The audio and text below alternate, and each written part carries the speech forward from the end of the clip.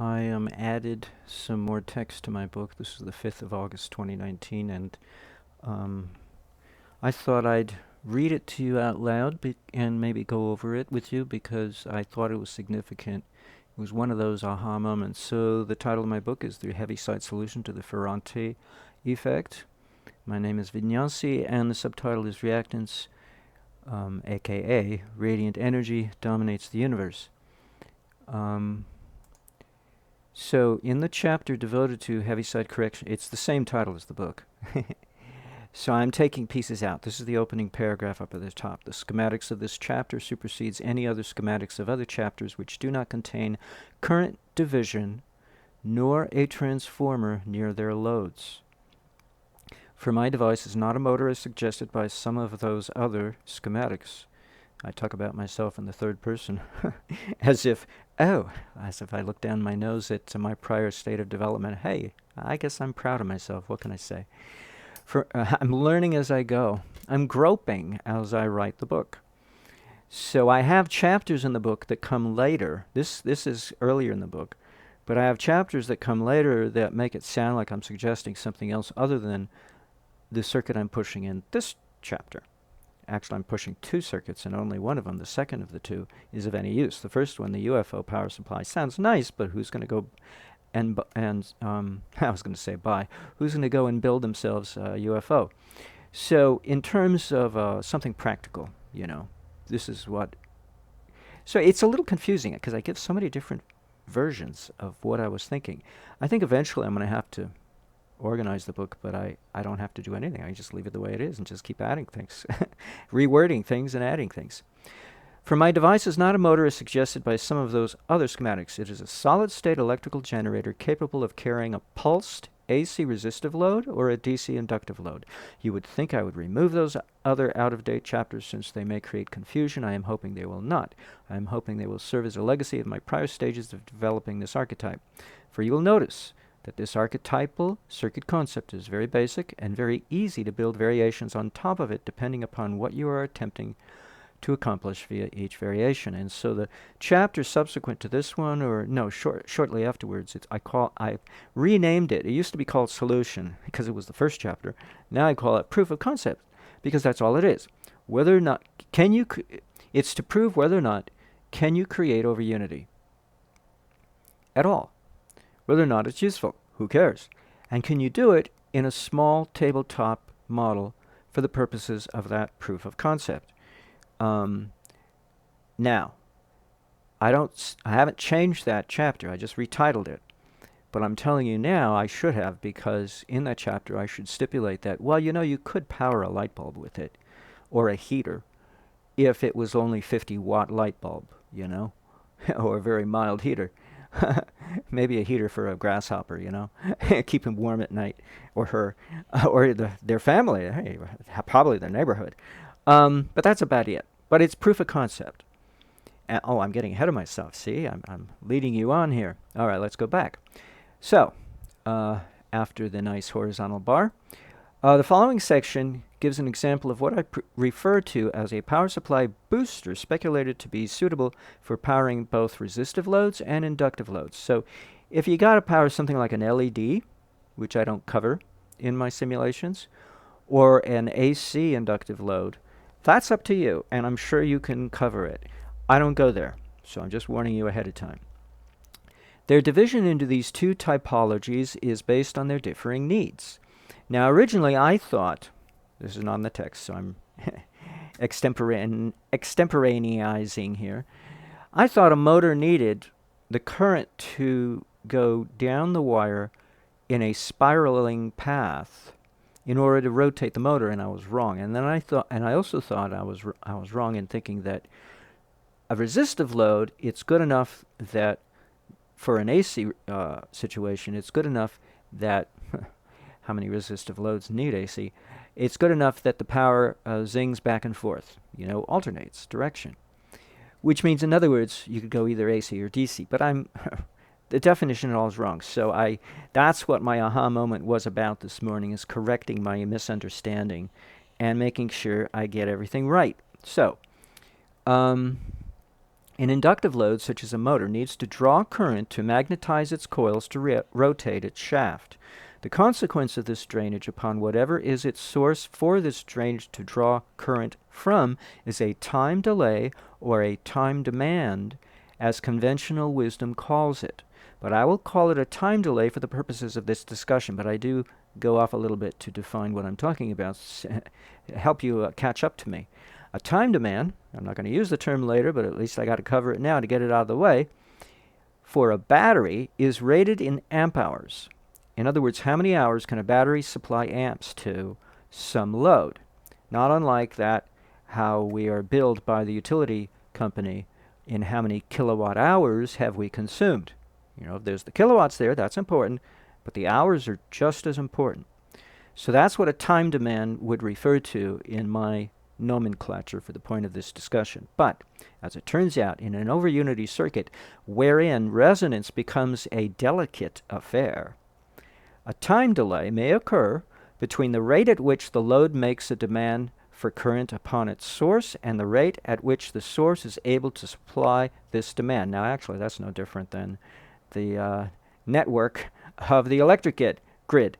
But it's particularly a problem in over-unity circuits wherein the delicate balance of resonance could be wiped out in a heartbeat if you don't pay attention to this basic idea that's pretty much anywhere a circuit is extensive in size or delicate to balance, which amounts to kind of the same thing when you think about it. Anyway. In other words, what if the rate at which the source can supply a demand is less than the rate at which the demand makes upon its source? In other words, the demand exceeds its source. Then what happens is you get a brownout. Not a blackout, but a brownout. A partial paralysis of the load due to the load not getting enough energy to satisfy its needs. I hope that's simple enough, all right? So, moving on. The opposite may also happen, in which an unregulated source supplies more power than its load can consume, causing a bottleneck of too much energy, which could explode a light bulb, for example. You know? You give a light bulb 1,000 watts of... you give a light bulb a megawatt of power when a little 50-watt would do. And oops, there goes your light bulb. So that's pretty straightforward, too. I'm sure everybody is caught up so far. But in the first example, or the prior one, of an over-unity circuit not supplying enough energy per unit of time to supply a load, the load may collapse the delicate balance which exists in a circuit predicated upon resonance to achieve its over-unity condition of supplying more power coming out of the circuit, than is being supplied to go into the circuit's portals. Now, Oliver Heaviside resolved one half of this problem for inductive loads over a century ago, and I stumbled upon the other half of this solution quite by accident for capacitive loads without realizing what I had done until this morning, when I realized I had to rewrite a little portion of this chapter and add some extra text. So a capacitive load turns out to be equivalent to a resistive load in the context of my circuit. Don't generalize, okay? My circuit alone, all right? Oh, Vinny said. It may be true, but all I know is my little world, okay? So, all right, let's be clear. A resistive load is, in my case only, is either a light bulb, not an LED, since that's a special case whenever applied to my circuit, or a heater, all right? Now, a resistive, aka capacitive load, may make, I misspelled the word too heavy a demand upon a delicately balanced over-unity circuit and spoil its resonance if no time delay is artificially set up to act as a buffer. I never thought of something like this before now. Between the load and its source. This buffer protects the circuit's resonance and thus protects its over-unity by disallowing the load exclusive or direct access to its source without first passing its demand as well as its supply through their shared buffer. The buffer acts as an area of temporary storage for the energy passing through it. And see, I always thought, I never knew what a buffer was. I thought a transformer was a buffer, an isolation transformer. But when you get a resistive load, I thought, well, what do you need a buffer for, right? You just have a battery and you've got some wire between the battery and the flashlight bulb, and the switch and the wire acts as resistance, and what more do you need? Well, that's not an over unity circuit. Hello. So we don't need a buffer. It's built in quite by accident, unless we super cool everything, but we don't have to worry about it. But in my circuit, you do, because in the past, I have attempted to apply a resistive load greater than, let's say, 5 ohms of resistance. I'm picking a number out of a hat because I can't remember exactly what the upper boundary was. And I couldn't go beyond it. And I thought, oh, gee whiz, that sucks. And little did I know there was a simple solution, which I'm getting to. All right? So I have to remember to respell the word to. Do you mind if I take a little time out to make a note of it? To. That should remind me. Okay, moving right along. Okay. I have to move all of this up. I couldn't copy the text. I'm having a little trouble with my software at the moment. I won't say why. So I just took a screenshot. Okay? All right, so moving right along to this paragraph right in here. In the case of resistive loads involving mere capacitive reactance, one of the two types of free energy, also known as radiant energy, available to us, a principle within electrodynamic theory called current division is adequate to create a capacitively oriented, this is in terms of my circuit alone, okay, time delay, and protect an over-unity circuit's resonance. Now, I have to bring up the schematic, which I keep referring to. I'm going to have to include that in my, but I don't have to remind me, I just have to bring it up. So, how am I going to bring this up? Let's see. I have to remember, well, I'm going to have to open this file. That's all there is to it. Okay, I could just read you from the PDF file. Is this it? No, that's the UFO one. The useless one before getting to the juicy one. Alright, so now let's blow this up.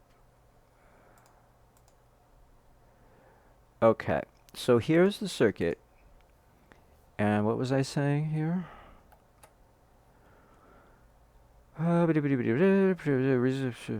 Is adequate to create, well, I don't know now. I got lost.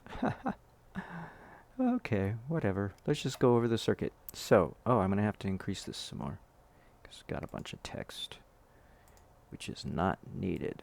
Whoopsies. Oh, shoot. Alright. Let's bring the circuit up.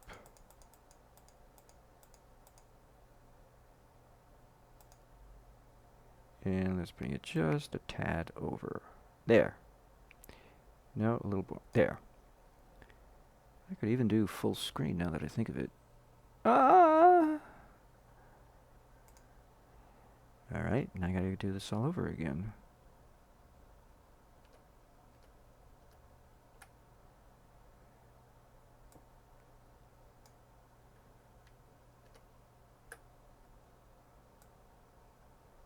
Oh, that was so much easier. Okay, nice full screen.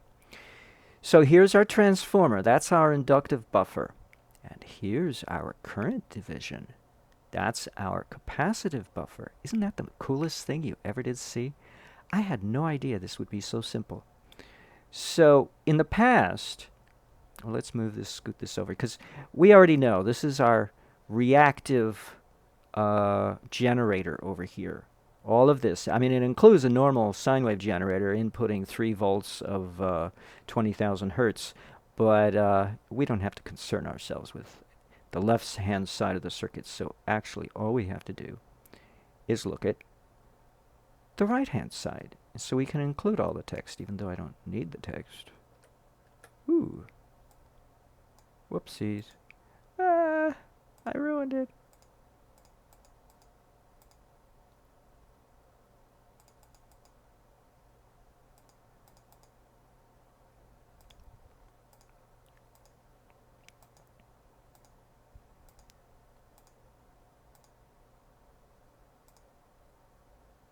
Okay, So in the past, I didn't add a second resistor in parallel. I just kept beefing up the first one. I reached the limit of somewhere around 4 or 5 ohms of resistance, and then it would crash. All the increased resistance here would crash. All of the over unity off screen to the left here, and the whole circuit would go comatose on me. And I thought, well, I don't know what I'm doing. Well, now I know. You see, Bedini and other people would say that in order to construct a certain type of one of his circuits, I can't remember which one, I won't say, try to guess, that you had to put a little neon bulb and leave it in there all the time, or else the thing wouldn't work properly, or something would go wrong, or haywire. Well, that's what I'm doing. I'm creating a short of a known resistance that's less than the load that you intend to put in, a resistive load, less than the resistive load you intend to put in, but adequate to do the job of what it does, act as a capacitive buffer, because this top section in here is the capacitive load, and this bottom section is the inductive load. Now, they both need buffers, because it's very delicate what goes on to the left here, and you don't want the load impinging on it. And conventional wisdom says, oh, the hell with it, don't worry about it, let's just throw brute force of voltage at it, and that's the Ferranti effect. Throw brute voltage at it, and then we don't have to worry about collapsing anything. But don't most loads, when you look at wiring diagrams of the transmission network on our electric grid, you know, the utility power company provides us, don't most loads, when you look at the house wiring, they're all wired in parallel? They're not in series. They're in... Hello? Why? It's for a reason, to maintain the voltage. They're not stupid. Maybe I am, until today. I'm so smart today. But... So when you do, this is called current division. You're dividing the current among these two resistive loads, these two resistors, the 1K ohm resistor in load number 2 and the 1.67 ohm resistor in load number 1. Now, 1.67 is a legacy held over. See, these are the kinds of things I'd have to go through and make all these changes to my book if I really wanted to clean it up and make it look professional instead of just something thrown together, which is what I'm so lazily would prefer to leave it as is. But it's a legacy left over from the days when I thought this device was going to power a motor directly and be a motor itself.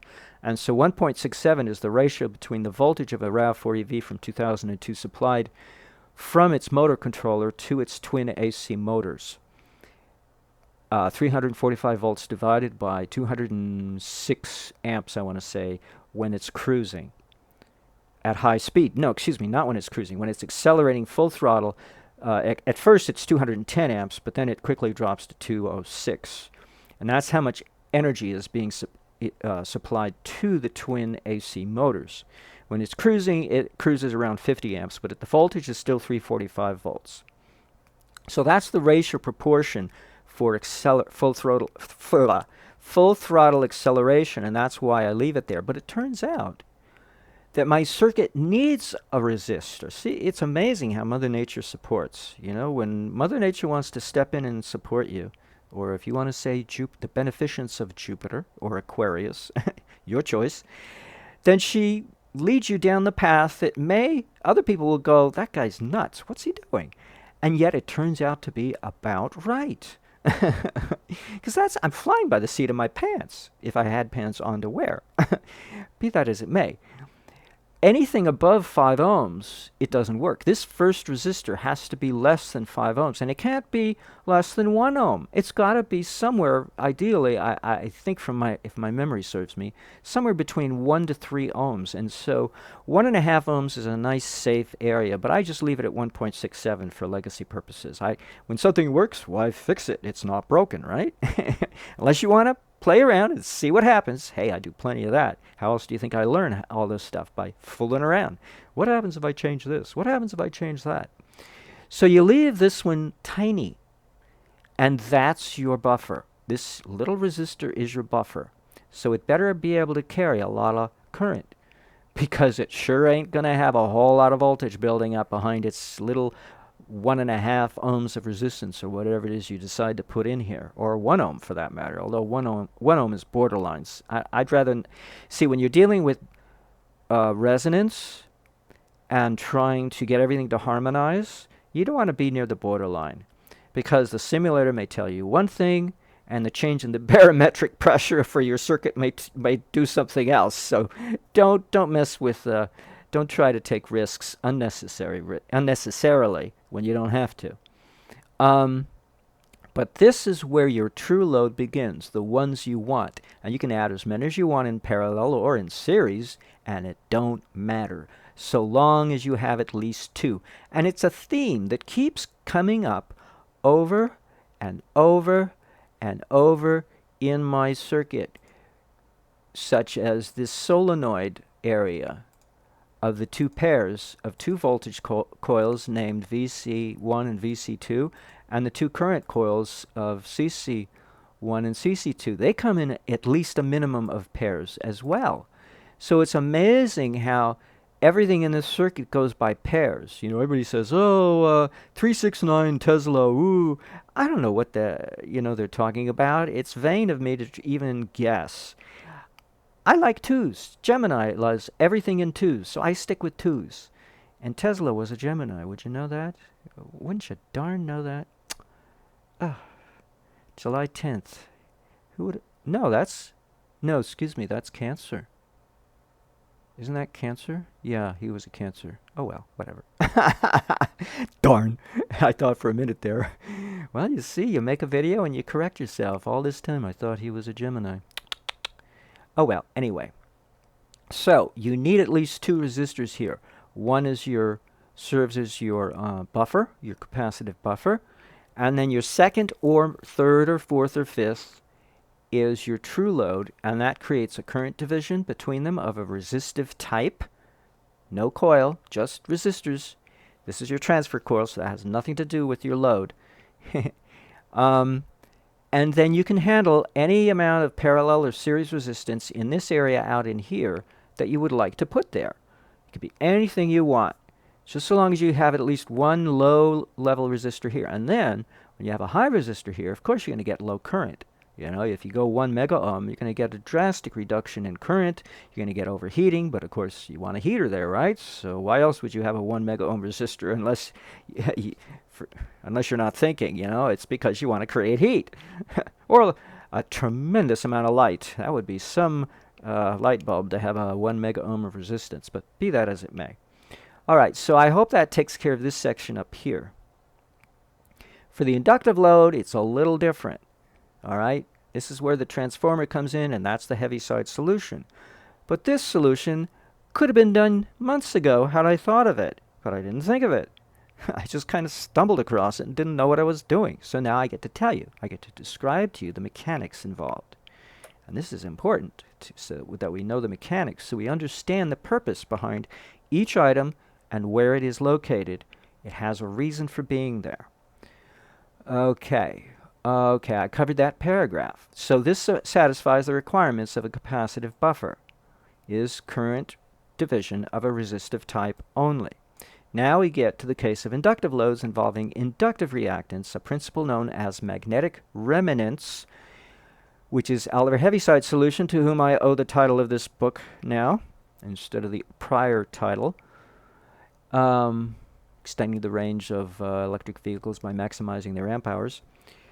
And it relates to Oliver Heaviside's solution of the transatlantic cable problem in the late 1800s, which was a problem of magnetic hysteresis.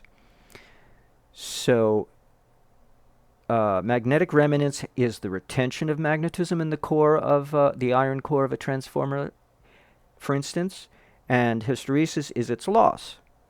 And you get a curve, which is a very interesting curve, by the way. But I won't get into that. You just click on the links and look at the two Wikipedia articles, and you'll see the same diagram with the same curvature of sets of lines, and it's really fascinating. But magnetic remanence was made famous by magnetic core memory of computers designed between 1955 and 1975, which is another interesting little topic on Wikipedia in and all itself. Sometimes Wikipedia is pretty informative and pretty good. Pretty cool. Magnetic remanence is the... I said that already. Time-delayed isolation between an inductive load and its over-unity source in my circuit is achieved by the hysteresis factor of a transformer core. Now, I say that for a reason, because you will recall when I scooted this over to the left, why don't we just make this smaller?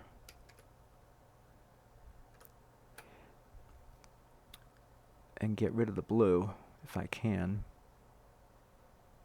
I don't know if I can. Well, not without. There we go. So, let's scoot this down ever so slightly. So, what was I saying? I get lost so easily.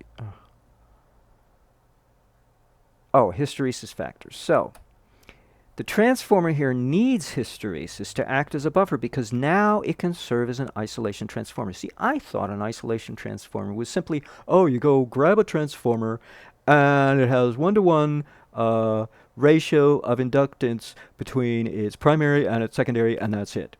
Okay, and I have it 10 henries on the left and 10 henries on the right, and a 99% coupling coefficient between them. Wrong answer. The answer is the hysteresis of the core. That's what isolates it. Well, hell, you know, sometimes some of us are just uneducated on this subject, and we got to find out slowly on our own unless somebody tells us. The solenoid coils, on the other hand, also have a 99% coupling coefficient, but they don't have any hysteresis loss. Why? Because the material of the construction of their core is not the same as the core of the transformer. Now, a friend of mine, was trying to build one of my simulated circuits, I don't know, a year ago or something. He's very hopeful. Nothing came of it, but he sent me his components that he didn't use, the ones, and some that he actually had wound already, the transformers, the bobbins and everything. He'd already, wound them and put them on. So he sent all this stuff, and he didn't pack it properly, and he packed it a little bit in the sense that he put a little bit of bubble wrap around some of the more sensitive items like the glass enclosed vacuum tube capacitors, but he didn't pack the transformers with any packing material, and so some of them busted in transit. They got jumbled around, and a better part of me advised me, do not complain. And it turns out I learned something from it very valuable. So why complain? I should be thanking him, right? So here's my thanks to you. See? Because what I learned is that it broke because it's friable. It's like plywood. It's a composite material they press together made up of more than just iron or ferrite or whatever it is, plus something else. Or it may just be pieces of ferrite glued together with epoxy or something. But whatever it is, it's not solid iron. See, I always thought the core of everything is solid iron. I was wrong. Depends. Do you want hysteresis or not, and to what degree? It depends what you're using the core of that coil for. Are you trying to isolate it? The two sides, if you have multiple coils, the two sub-circuits that you're trying to isolate. Are you trying to isolate those two sections of the circuit from each other? Or are you trying to do something else? It all depends what you're trying to do. So in a transformer, in order to act as an inductive buffer, it has to have a certain amount of hysteresis. How much? I don't know. I can't tell you. I don't know. I just grabbed a transformer model that was available, in this demo version of MicroCap, and I don't know what I got. So if you go and build it, you find out on your own how much hysteresis my circuit will require of you in order for this transformer to do its job. But in the solenoid coils, it has to have like 0 hysteresis. And that's what one of my chapters in my book refers to as the what composition of material should you use for the armature of this motor? Because I still thought it was a motor, and I didn't have any transformer or any kind of loads. I just thought this left-hand side was a motor, and that was it. And these coils were the motor coils. These were the main motor coils, the VC1 and 2, and these two CC1 and CC2 coils were the starter coils. But I was wrong. So now I just call them voltage coils, VC, and current coils, because that's what dominates passing through their coils. Kind of obvious, the current coils have very little resistance at 2 microhenries each, and the voltage coils have much more resistance at 1 henry each. But their hysteresis has to be nearly zero, and their coupling coefficient among all four has to be pretty close to unity in order for this thing to work. And so that's the point of this little video today, is to know the difference between your core materials in what section of the circuit, depending on what. Now, if you don't, what you're going to use it for. Now, if you're not going to use it for an inductive load, who cares? You don't even need this transformer.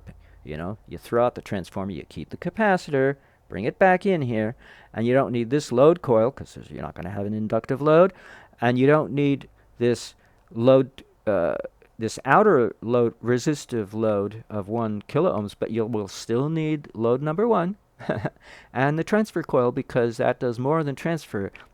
Well, in this instance, I call it a transfer coil, but it's actually the cause for the surge, the overunity, to occur. It's one of the factors.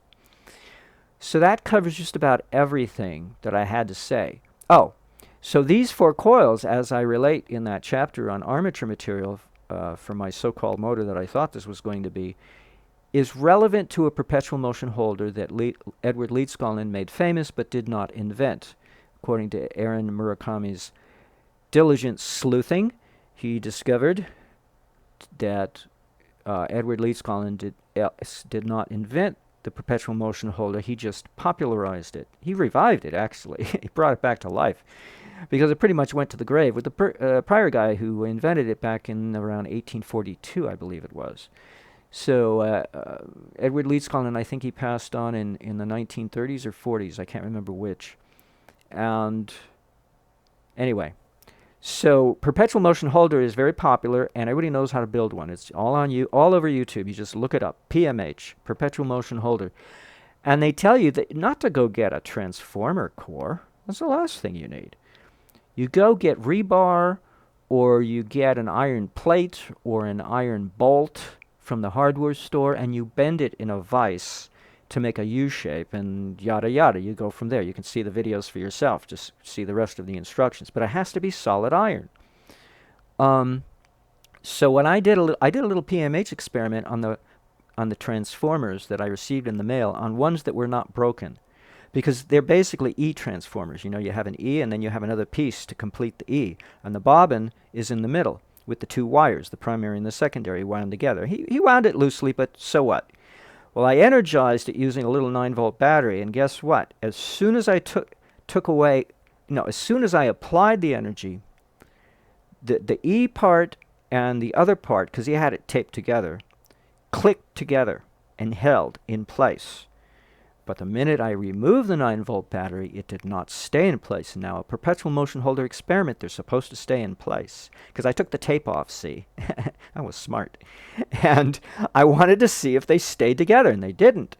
Woo! Whoops. What's going on here? That was months ago. A year ago, I think I did that experiment. So now I know why. Because the material was different.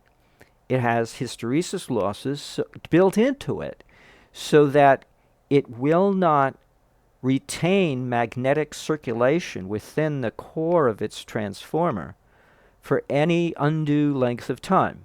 From my human perspective, 0, but from the electron's perspective, some micro nanoseconds or whatever it is. I don't have equipment. So the only equipment I have is my computer running these simulations, these microcap simulations. So I can't tell you how long it lasts in a transformer gotten off of Amazon.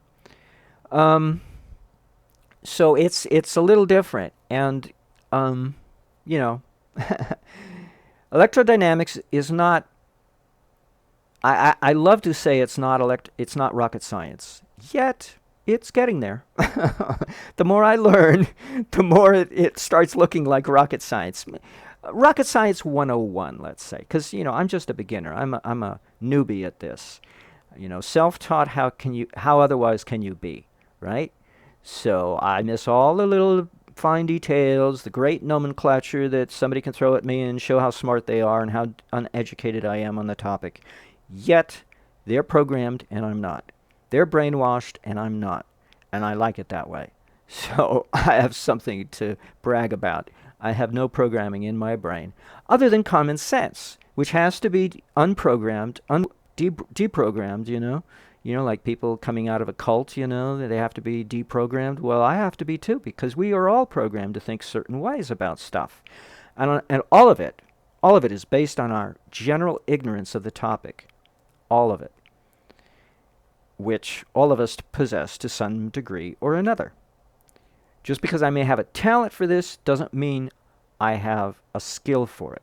Those are two different things. And you know that, and I know that. And it hurts me to tears to even admit that.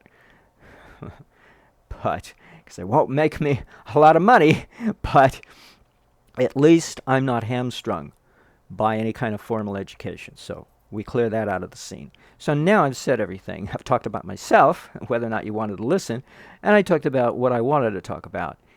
And it's pretty cool. I think it's the coolest thing I ever did. Now I have to get out of full screen in order to shut this screencast off. Well, that was a lot of knowledge, or a lot of little knowledge, or making too much out of a little knowledge, but whatever. Now I will say goodbye for now.